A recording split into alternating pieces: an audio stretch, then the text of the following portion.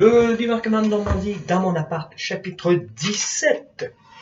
On ne peut pas visiter les sites de débarquement, alors on se fait ça ici, chez moi en Normandie, dans mon appart. Chapitre 17, on va tenter de comprendre un peu où est-ce qu'on en est en Normandie, à la veille du débarquement du côté allemand. Donc on va changer de côté, on va changer d'angle. Voilà, côté allemand. On en est où en 1944, printemps, à la veille du débarquement? Eh bien, en charge de la défense des côtes atlantiques, on a un aristocrate. On a le maréchal Rundstedt. Rundstedt est un aristocrate. C'est un vétéran de la Première Guerre. Il n'aime pas les nazis. Il déteste Hitler, qu'il appelle le Nabot d'Autriche.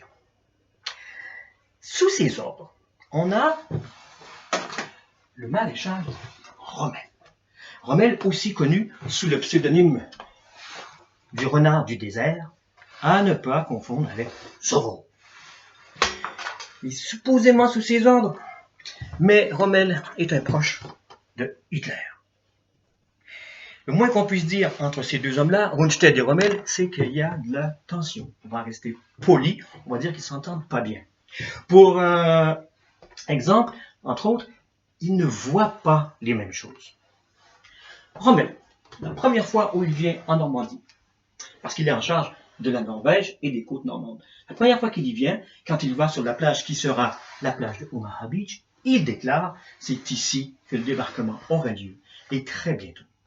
De plus, il soutient que si le débarquement a lieu ici, rapidement les Alliés auront accès à l'Allemagne. Il faut les repousser dès le premier jour à la mer, et ce sera le jour le plus long. C'est de lui ça.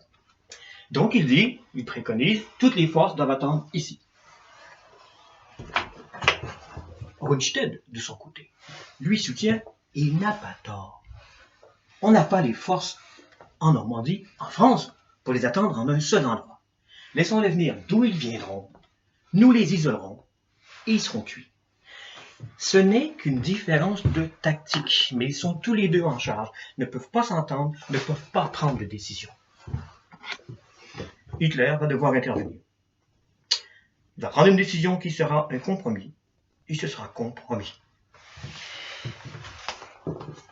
C'est trop faible sur les côtes, trop faible à l'intérieur des terres, c'est une erreur partout.